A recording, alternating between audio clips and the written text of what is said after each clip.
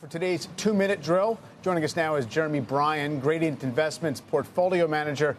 Jeremy, good to see you here. I mean, it's pretty much everyone agrees you can't declare that the market's out of the woods, but are we closer to the other side of the woods than the beginning?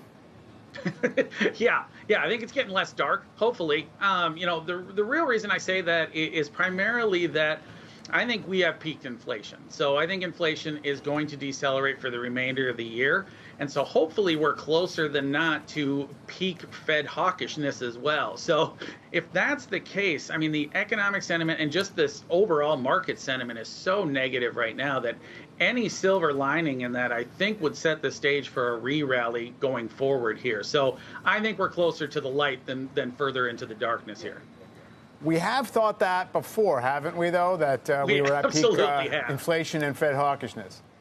Yeah, no question. And could this get worse? Yeah. Absolutely. But, I mean, we've revisited, mid-June lows now, and we've just actually cleared through the close. So we'll see what happens on that. We didn't close the intraday, but we'll see what happens there. But, again, everything sentiment perspective is so negative right now that even the slightest bit of reversion probably leads you to a rally here in the short term.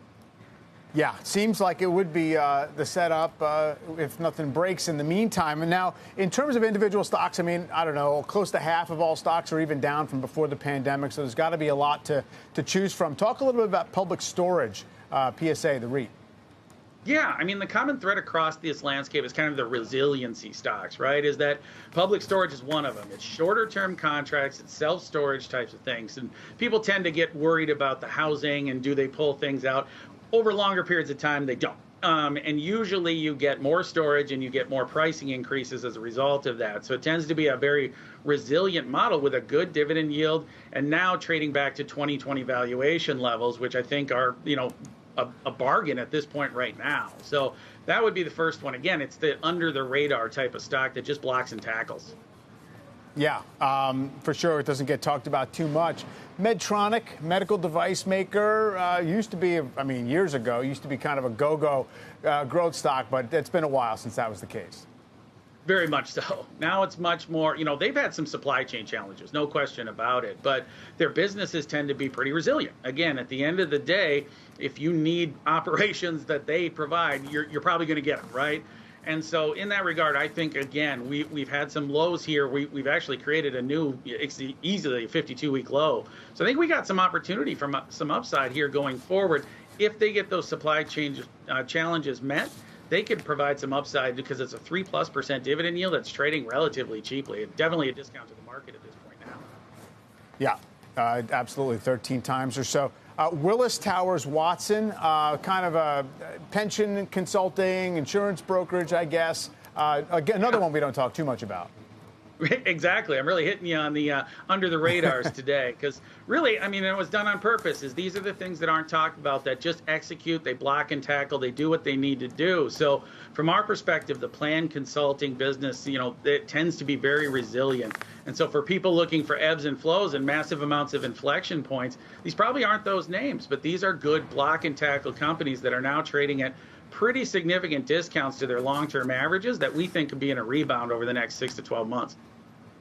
I guess the big question that's hanging over pretty much every company is, okay, the stocks are down a fair bit. Have the earnings forecast become more realistic? Or, is it already priced in? And have you looked to try and make sure that the companies that you're interested in are in that situation where there's not going to be further downside surprises? Yeah, the one that's probably most at risk is Medtronic, just because, again, if supply chain issues are still resilient through that, or if elective procedures get delayed, which I don't think that's a case, but that could be the one most impacted. But if you look at long-term history of the earnings revisions in these companies especially, they don't tend to revise a lot unless we're in massive economic calamity, which is not our base case scenario by any stretch of the imagination. Okay, and what are you not going for that maybe looks like a value trap quickly? Yeah, higher, what I would say higher valuation type of heavy cyclical stocks. That's going to be a tough one right now. FX is extremely high, so if you have a global allocation and that kind of stuff. And then secondarily, we do see some economic slowing. So if you're already carrying a high valuation and you're in that ultra cyclical area, that's going to be a challenging spot right now.